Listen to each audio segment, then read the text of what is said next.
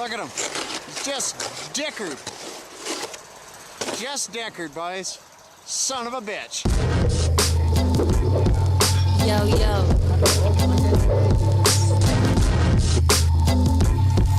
Class A and macro. Not connected, not elected to participate. Bouncing down the stems will make your head hurt. Enjoy the takes. Hey everybody, welcome back to Take a Wide. This is 207.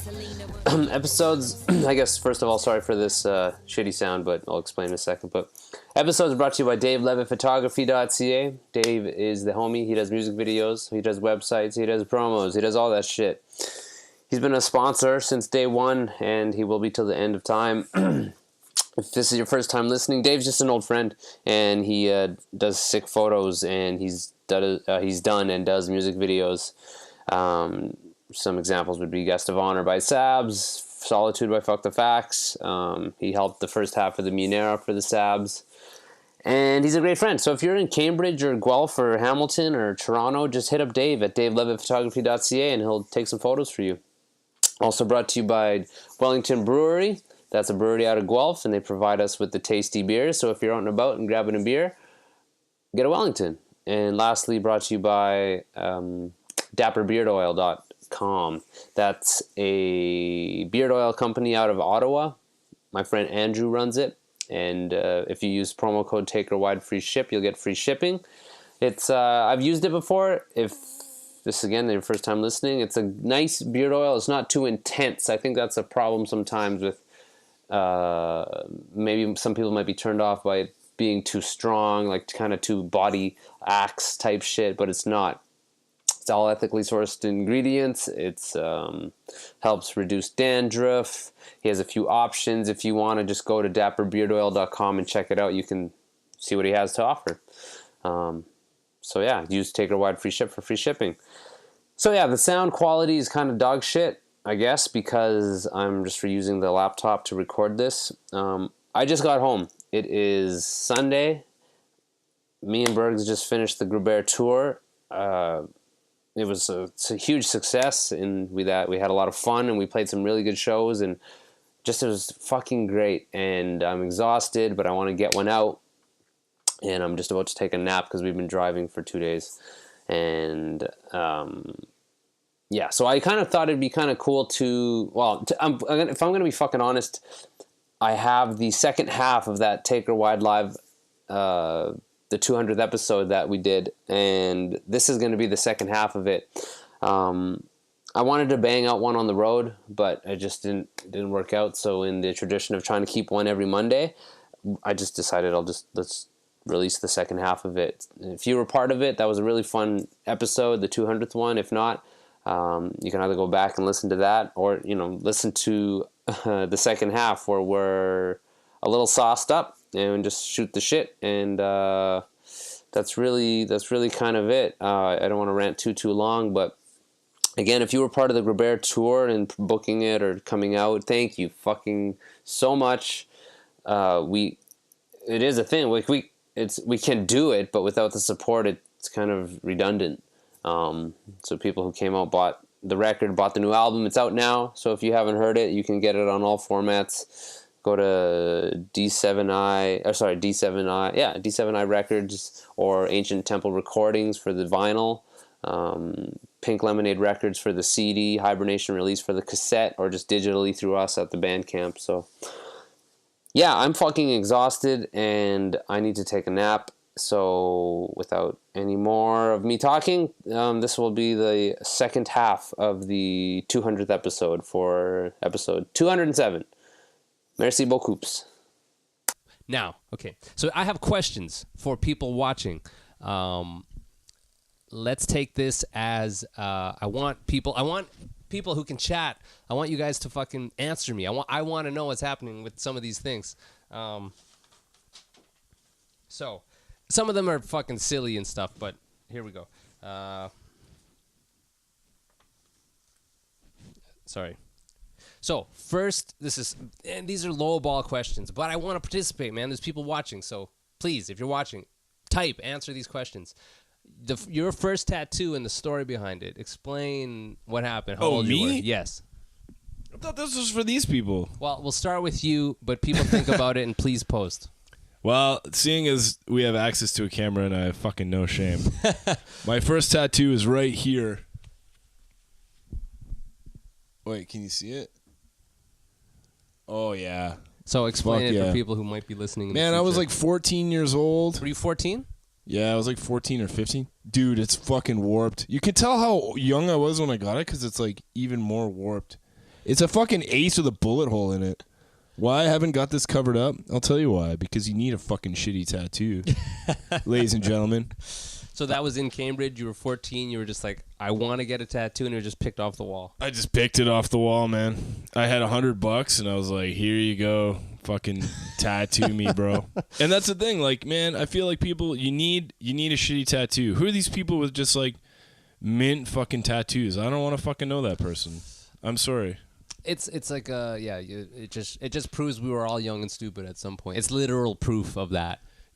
Shitty tattoos rule, man. I feel like shitty tattoos are way more interesting than like some of the like mad mint shit. Now, the tattoo shop, was it legitimate looking back, or was it some super sketchy shit? Oh, mad sketchy. It was fucking head of the class. It was connected to the flea market. I got my first tattoo at the flea market. Did homie wear gloves? Do you remember? Or? Oh, he wore gloves. He at least did that. He wasn't using like pig shit as like fucking Vaseline. God damn. Okay, so fucking listeners, can people chat? Someone post something. I don't know if anyone's. Oh Fuck. my god, I missed so much shit. Oh my god, I'm sorry, dudes. My shit was. I thought it would stopped. Yeah, McGee rules. Oh, we didn't scroll down. Sorry. Oh man, I shit the bed so hard. D-Rob, have we ever taken a large dump while playing live? No, Kipes. No, did Kipes? When smells like no Kipes. No, he barfed. Oh, that's right. We played in Kitchener. Kipes barfed, and who was someone after the show said like fucking smells like Caesar salad or I something. think it was Jason from Angus Audio. God damn, I feel like a shithead now because I missed all this. But no, I've never taken a dump while playing live. Andre's back. He switched mediums. Hey, Emily, what's going on? Hey, let's see. Sorry to add on to the question. You don't have to answer. But Play the Chrome demo. have I overcome a fear by putting yourself out there and got something off your back? Well, literally, this anything creative where you're like, I'm gonna put it out there. The hip hop stuff I did. More than anything, you put it out there, and it's just like, I did it. Whatever people thought of it, cool. If not, not even not, but it's just the act of doing it. It's just like, oh, I did it. And you proved yourself like, oh, I can do it. And then after that, you work on that so that hopefully people dig it. I got to give a shout out to Kirsten, who's at home mad fucking sick. I told her to drink 3 big fucking glasses of water, and hopefully she's fucking done. Shitty tats are a rite of passage. Yeah, they are. Preach, Randy. Randy knows what's up. For real. First tattoo. Tramp stamp that I chose from a book on witchcraft. It has butterflies in it. Fight me. I'm not going to fight you for that, because that fucking rules. Instagram. Oh. Yeah, Dre. That's it? Okay. Well, shit. Now I can Hey, see. Dre, hey. Andre, what's your fucking first tattoo? That's what I want to know. My first tattoo was... I'm sorry, I saw answering this. My first tattoo was... Where's yours? Show it. You got to show it. You got the live feed. It's on my back. Here, man, I'll hold your mic. I can't tell if people can see. Here. There. You can see my Michael Jackson disease, too. I don't know what that is. There you go. No, you can't see that. It's a tribal tat that I got by some guy in his living room in Finland, Ontario, which Dan probably knows. Mad sketchy. This, I think it was an ex-con, moved into emo area, well, Finland, and word got around that he was doing tattoos. So people started going, and I think I was 17, and my brother Ken went, and my dad went. My dad got a tat, which is dope as fuck. No way. Yeah, my dad got a tat. I forget the guy's name, Austin or something like that. He got a tiger on his arm. Oh, that's sick. Hey, Levisa got one too, right? I don't know. Maybe I don't remember. Or no. Dave. Which Dave? Dave Levisa? Maybe that's his brother. Yeah. Maybe. Man, my memory is shit. Yours is way better than mine. I so. remember one of those guys. It was like Waves or something. Anyway, sorry. But yeah, in his living room, mad sketchy. I remember I went later with a friend of mine's girlfriend to get her belly button pierced by homie's girl, and she did not know what she was doing, and my buddy's girlfriend was in tears, like in pain, mad sketchy, fucking. But I remember walking around the emo fair with the tank top on and like the saran wrap still, and just feeling like dope as fuck. And it's a tribal cross, because I was thinking at the time, I was a really religious kid, thinking that'll always be something in my life, like music or religion's always gonna be something that I hold on to. So that's my first tattoo. Let me just pause this. Not even pause it. I'm just gonna save this. Here we go. I think I might do this as a two-parter, but who else? Man, my first wasn't. Culture Floor or Archie's Trailer. Oh fuck. Well, that's in reference to B-Pigs played Siksika. I hope I'm saying that right, Carlin. But didn't have a place to sleep, so this guy named Archie, who earlier in the day I think got out of the hospital because he had a heart attack, is super fucked up, and he said we could stay in his camper, which was on his like aunt's yard. So two bands showed up. It was us and the Dead Ranch boys. Pulled up to this lady's fucking nice place and parked and got into this camper van. She didn't know anything about it. She called the cops. Like, people just showed up and are in our, my nephew's camper or something like that. It got really sketchy. Oh, shit. But it was one of those moments, where you on the road, you do something and you just fucking like bond. Like us, like the B-Pigs and Dead Ranch, we experienced that. And we all came out of it just like tighter. The sinew between us was just like that much tighter. So, Culture Floor or Archie's Trailer? Archie's Trailer, because it's a fucking good story. So man, my first. This is from Dre. Andre. Man, my first was an early Dead Ranch tattoo on my leg. No way. I was 17, and that bad boy miraculously didn't get infected. Figure out how to dude. comment a picture. That makes me think of. Wait, 17. Dre, was it in like a tattoo joint, or was it in a fucking some guy's living room? Because I'm just the guy who did my tat. My friend Tammy, do you remember Tammy from home? She got her leg done. She got a tribal thing done, and it got mad infected. She was in the hospital, like IV drip. Same dude who did mine. But yeah. I agree, Johnny Ibe. Muskie is a sick dude. Sick. Hey Johnny, did you just do that to tag somebody? You fucking did. He just wants to. I want to know. I have a question. Does anyone like more pages than Johnny Ibe? No. How do you get the total? Can someone figure out how many paid? Because Johnny, dude, you like Perrier and you like Canadian Tire. It fucking cracks me up because it'll be like you like fucking Sun Life Insurance. It's the fucking best. Hey, fucking Damon. What's up, man? No, man, I did it. Oh, you did in it? My basement closet. Damn. Oh, you did it yourself. Holy fuck. Real, man. Dre's the most realest dude I know. Dude, do a tattoo. Give me a Dead Ranch tattoo next time you see me. Anyone else fucking listening? First tattoo stories. That's what we're on right now, and the story behind it. If not, I'll just jump to the next one. Yeah, there he goes. Jaibe's tagging people.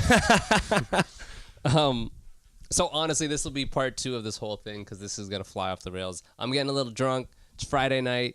200 episodes. We fucking did her, boys and gals, and everyone else. Who's getting drunk? Let's fucking do it. I'm feeling it. We're Shit. getting dickered. It's getting loose. Well, I can't get too drunk because I gotta drive. Right here. There's literally 2 mattresses right there. Okay. The first time seeing porn. Sun Life Insurance. I'll go with mine. I was at my buddy Russell's house, and just out of the blue, he was like, "Hey, I gotta show you something." And I was like, I think this is like 5th grade or something.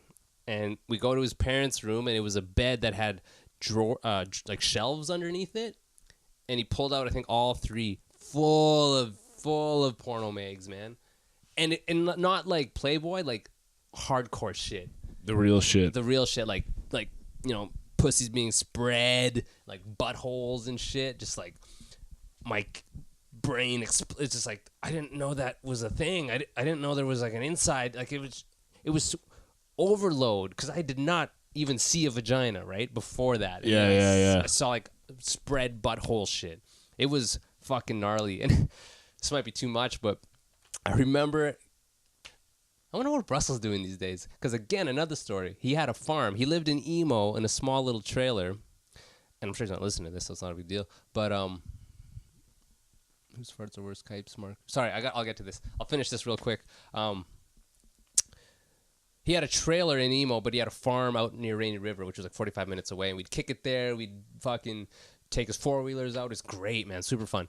And again, he was like, check this out. And he had his mom's like dirty stories, like the super sexual, romantic, like he thrust and I came. Yeah. He grabbed my hair, whatever. Those real buff dudes on the covers. And The Harlequin novels or whatever. I have a weird moment with Russell because it was wintertime and the snow had a thick layer of like hard snow on it. So we were drawing like women in the snow with tits and everything and like jumping on them to like hump them. Like you would draw it and you would jump on it and like laugh, ha ha ha. But like this is like, I guess maybe 5th grade, like super young. And I just... Yo, I'm calling the cops. Yeah, man. Russell fucking fucked me up. I'm calling the cops right now. Does anyone have the number for the cops? So that's my first time story now. I don't want to tell my story. Okay, No, it was where was it? I think it was my buddy Paul Tugas's house. His older brother had some. But I honestly had the same reaction where I was like, what the fuck is that fucking thing? I was like, that's a fucking vagina? Your like mind is blown. You're like, I thought it was just like but it's now and it's. So it was magazine. I guess it was before the internet. It was a magazine. Same identical reaction. Where's like, that guy now? He lives in Toronto. He was like my fucking best bud growing up. But man, yeah. No, I know. I feel you, man. That was the same shit. Okay, sorry. I'm going to go to some stuff here. Whose farts are worse? Kipes', Mark, or Steve? Easy. Okay. Oh, wait. What? Sound or smell? Kipes' sounds. We used to call Joe's farts Sloppy Joe's because it sounded like he was squatting in a tub of water, like with this much water, and it was bubbling. Man, his farts were hilarious. I've never heard anyone fart like Joe.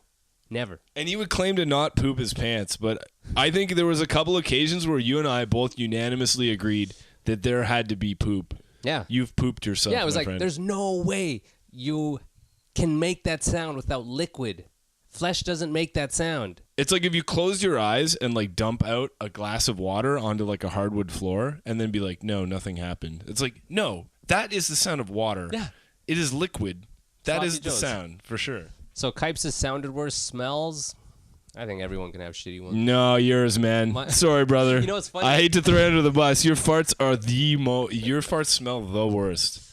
I'd like to think they smell better because I'm trying to eat better. But in high school, I had a friend in his yearbook. His pet peeve was Vargas farts. So you're probably right. Oh man, I'm sorry. No, that's is okay. Is that like a? I didn't mean to like fucking okay. jab an open wound. Giving her hard, bud.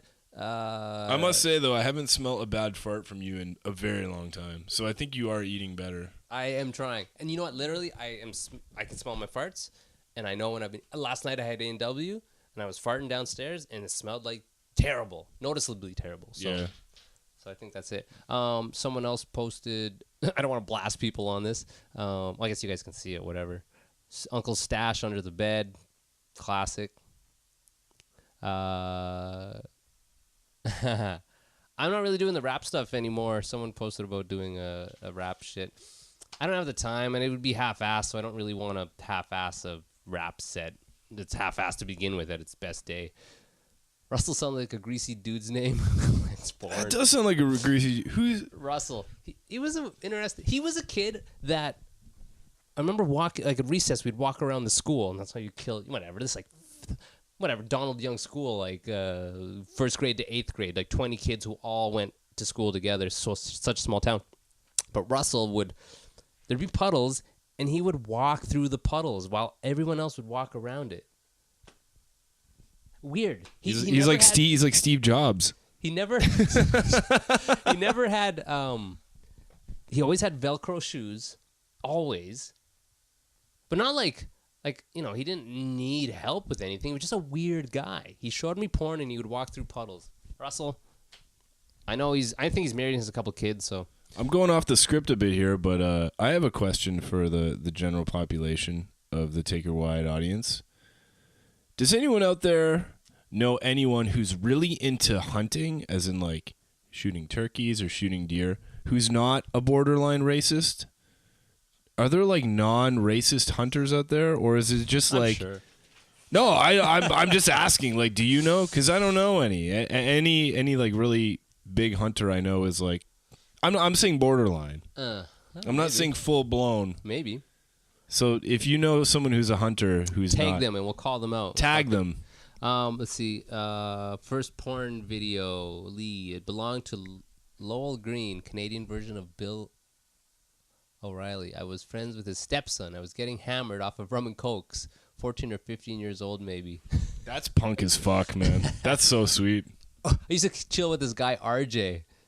I used to know an RJ in high school. And looking back, he was cool. Well, I was buddies with him, but he got picked on a lot because he had a mohawk and he listened to Sabbath and fucking Motorhead. Like, he was legit. Like, Was he from Portland, Oregon? no, he was from Fort. He's from Fort Francis. Like, his band, Hardcore Crackcore. Remember that was his band's name? Yeah. Um, That guy sounds awesome. RJ. Let's see who else. Had the internet and taught me what hentai is. Was it one of you that bottled a fart and mailed it to us? Well, we didn't mail it to you. I remember this is in reference to Chris. We farted in a bottle, closed it, drove to Montreal. We were playing Sapphire, I think. It was an upstairs venue. And opened it, and it smelled worse than I feel like fresh farts. James had the guts to smell it. And he man, I admire him for that. He just like jumped on the grenade. Kevin, what's up, man? He says I've been in a van with Vargas farts, the worst. Yeah, Vargas farts are pretty bad. Dan, No, they're not as bad anymore, Kevin. You need an update. You need to smell his fart. Next time you see Vargas, get him to fart. They smell much better. Mueller, what's up, man? D-Rob says he sent a text. All right, Rigo, peace. Melissa says, me. Me what? You're right. I think it was first porno pic of Pam Anderson, my friends. Hid it in a Mega Man box. Sick. Sick. Actually, my buddy, I remember giving me hard drives with like 4 pictures on each one. I think he gave me 1 or 2. Like, that's when the internet was so slow that was like a treasure. Like, a hard drive with 4 titty pics. A hard drive? Or a drive or whatever. Oh, like a floppy disk. Like a hard disk. Like a hard floppy disk. Yeah, the save logo that most people see. Oh, and it's got like 1.14 megabytes on it? Yeah. Okay, let's keep going here.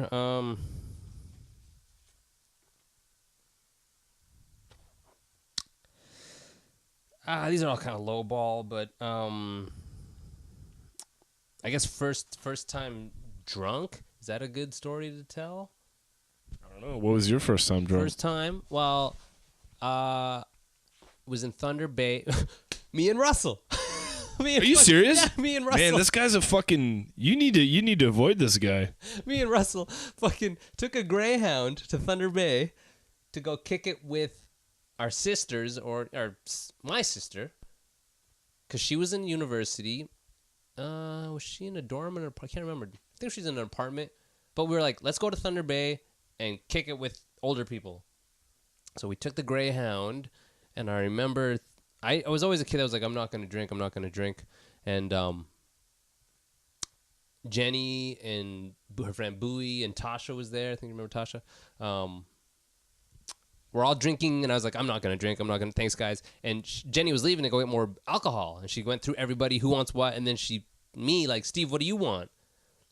And she knew I didn't want to drink, but I had peer pressure, so I was like, mudslides, give me some mudslides. So she came back with like a 6-pack or a 4-pack, and we were playing drinking games, and I was drinking, thinking like, okay, I'm going to stop before I get drunk, because I really didn't want to get drunk.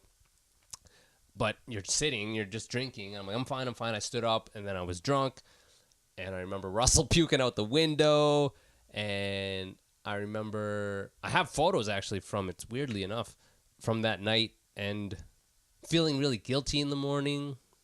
I remember beating off that night. I just flew off the rails. Fucking Russell ruined my life. That's my first drunk story. How about yours? I think it was in like, I think it was grade 9, and on lunch, myself and I don't remember who it was. I think it was my friend Paul Embro and this girl Ashley Savage and her friend. Ashley Savage? Her last name is Savage. Sick. Yeah, we went to my house and we like raided my parents' liquor cabinet, and then had the great idea of like going back to school. How much did you guys drink? Because when you're a kid, you don't know like 2 shots, 3 shots gonna fuck you up. We were hitting that fucking peach schnapps because we were just like kids, right? Like, sorry. When I was like in 6th grade, Russell again. We went camping. Me, Benj, Russell, my brother Ken. Benj de Groot, and Russell brought a cooler. Saying peach schnapps just brought that into my head again. Jesus Christ, this guy's got some real. Man, I feel like you need to have Russell on the podcast. Dude, that would be a sick fucking guest. Seriously, man. Be like, hey, remember the time we did this? Remember the time? Dude, get him. I'm going to find him. Fucking D-Rob knows him. D-Rob just sent something. Sent me a picture through my phone. Sorry, so you guys got shit-faced, basically? We got shit-faced and had the intention of like going to 4th period or whatever, but fuck. We like, oh, I'm sorry. I think anyways, who was there is I can't remember because I was fucking drunk. But I feel like there were a couple of other people there. It doesn't really matter. But we got to school, like got to the grounds, and we're just like, we're fucking hammered, and didn't go to school. So let's see, people here. I'll bottle of fart for Kev. Did you guys talk about best albums of 2017 yet? No. Like Morbid Angel. Just told my first drunk. Oh, so Lee, your first time drunk was your first time seeing porn? Storkson, shit, Ryan Storkson. So Storkson is a guy that was in a band in high school. Storkson, if you're still listening, man, fuck, you guys were like so important in my little travels to being a musician or whatever. They were called Area 51. They had a website when GeoCities would have, like literally in high school, they were teaching us how to make websites. They had a website. They do covers, but that was the first time I felt intimidated by like a musician that I look up to, because I really looked up to these guys. Like, oh, they're in a band. They have a website. Like, they're legit. And fuck, crazy Storkson shit. No, I don't have a 2017 best of yet. Do you? I don't even know, man. What albums came out this year? Ayahuasca, maybe that was last year. But that record, I cannot stop talking about it. That's the thing. I don't know what actually came out this year. No, I feel like I've been listening to albums from like 3 years ago. Yeah, me too. Hey, Johnny, I checked out that Necrot album. That fucking album's really good. Shit, I can't check that. I could check it, but it's going to derail this whole thing. What did you post? Just tell me. I am going to record. I'm going to post this as a separate whole entity episode. This is just going to go, man. We're going to fucking let it go. Whatever. Scott got here in time for things to get dark. Hey, Scott, thanks for the note. I just got the note a little while ago. See that note right there? Nice little look at nice that. little private little love note. Yeah, Storkson, yeah, for real, man. Fucking so intimidated by you guys. Tony. Wow, thanks for coming, Tony. Yes, but to clarify, first time seeing a porn video, porn mags are always to be found in the forest or in the creek all through elementary school. Why is that a thing? And there's underwears in the forest. I never saw that. I remember at the emo fairgrounds, there was a stash of porn in one of the like sheep animal things. Why is that a thing? Why was porn? Because that sounds like, but I feel like we all have heard that, or at least have seen it. And Lee, you kind of just hit it on the head. Like, there were stashes of porn mags. Why couldn't people keep that in their house? Why do people have fucking stashes in the woods? The part that confuses me is these magazines were like upwards of like $8 to $12. That's a fucking valuable thing to be leaving in the fucking sheep pen. Yeah, and there can't be that many people who were throwing it away. Like, Well, I'm just what gonna you wouldn't throw it them away. You just it like costs like 2 packs of cigarettes. Maybe- Equivalent to. Maybe it's like a bait, and they put it out there, and they wait in the woods, and they watch these kids, and they fucking like beat off. Like, Yeah, why? Why no, else? it's a valid theory because like who the fuck knows? Sorry for that visual, everyone. Fucking. Thank you for that visual. Yeah, I found it, Scott. Yeah, fuck, man. So much fun with. God damn it, for real. With those Adeline dates were super fun. That was fun, man. That I love shit those guys. is so pure. When you're playing your music with friends and laughing and that shit's the best. Chris, I love you, man. You're the best. Oh, Chris is the fucking best dude. If you don't know who Chris is and you live in Waterloo, you need to get to know him and you need to hug him often because he's a fucking really, really great human being. I'm glad I know you, Chris. Yeah, for real, man. For real. This whole circle of people's the best. I think, at least I think there are a lot of horny drifters and hobos out there at the time. Yeah, hopefully. Maybe. Shit, fuck. I wonder if that's still happening. Who still buys porno mags? Who still pays for porn? Good question. That fucking industry must have got hit hard. I used to listen to this podcast called DVD ASA, which was David Cho and Asa Akira, and she would talk about that a lot. Like, she kind of, this is 3 years ago or something, but let's say 3 or 4 years ago, within the last 5 years, she was saying, like, yeah, she had to, like, do escorting or more dancing, like, at clubs and shit for her income, because the income that was from the industry, like, dried right up. Which makes sense. And actually, there's an interesting Radio Lab podcast about that, about a guy who basically spearheaded or is personally responsible for the free output of porn. Oh, shit, eh? Yeah, I can't remember what it is, but I'm sure you could just Google that. Yeah, imagine that, Storkson. Like some kid, some dude leaves a bunch of mags in the woods and then just appears like, I see you found my stash. What's up, dudes? Well, it seems we have this in common. You want to hang? Levitt, what's up, buddy? Never fails. There's an old dude buying porn when I visit thrift stores. Hey, Levitt, do you guys sell the magazines? Does the Stag Shop sell magazines, or is it just toys? That's a good question. I think it's just toys. I think it's just toys too. Who knows? Should I not have said that? No, that's fine. It's all good. Okay. Because we did an episode with Levitt.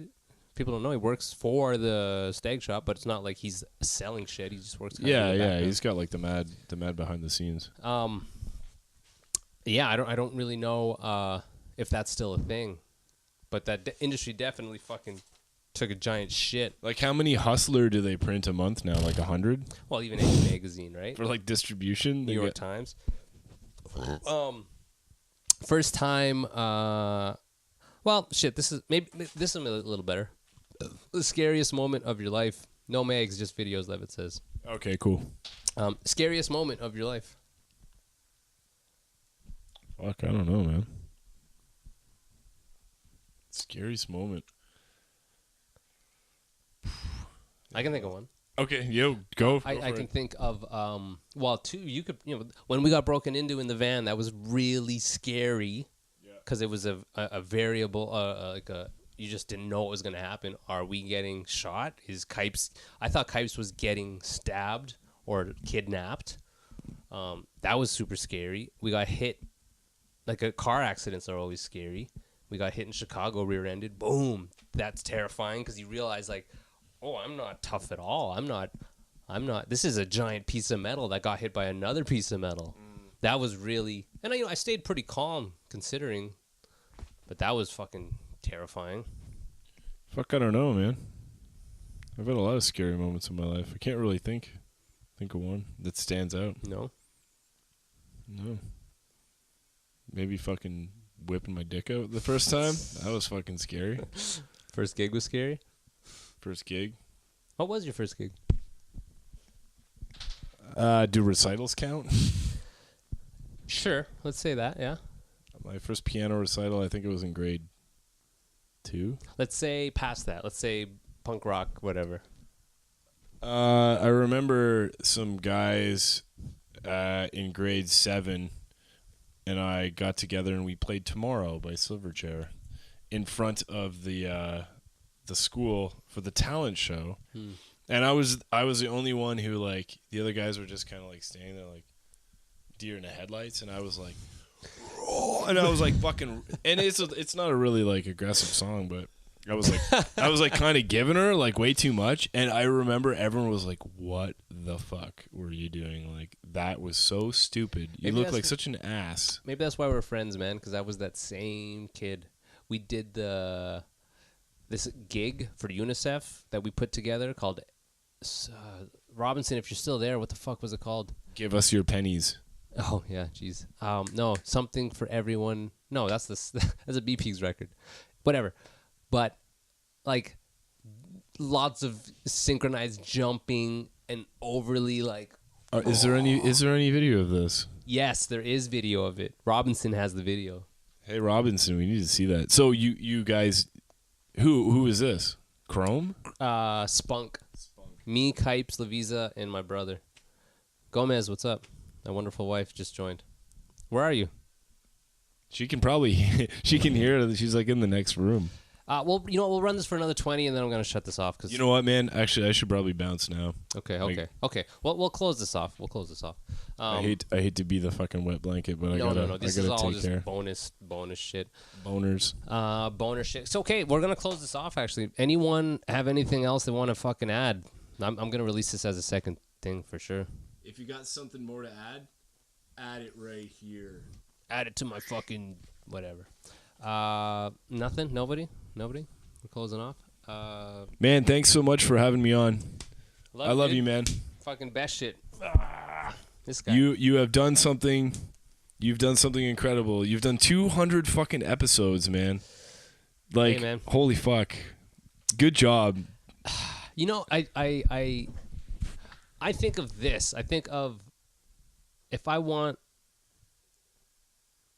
success to me can be achieved through hard work, yes, but just hammering away at it. And a big part of that is my parents, because they came with nothing and just hammered away at life. We'll figure it out, fly by the seat of your pants, which they literally did. And I feel like we, had a good life. So a huge part, actually that was one of my questions, was like, who do you whatever. But just that, like, this thing, to keep it going for this long, is just partially that. Like, this could be, and to me it is a success, because I have, there's people watching right now, and people subscribe, and it's a thing of just keeping at it. You get better at it the more you do it. And I'm just happy, like, again, that people supported it to get me this far, because if I didn't hear shit or didn't see likes, I would have stopped 100%. Because it is kind of like I'm wasting time then. Like, I'm smart enough to know when I'm wasting time. Yeah. But it's like with your podcast, if someone gets something out of it, then it's like, okay, I'll keep it going. So with yours, I really, hope there's more episodes, more seasons for sure. I literally haven't listened to the Leon one, but the rest of them, totally dig it. And it's personal too, because I know you, so it's great. It's kind of like, I don't know. It's like watching your team win. It's just kind of like, yeah, cool. I'm part of that team. Well, I hope you'll have me on for the 400th. I will try, man. I'm gonna keep these things going as often as I can.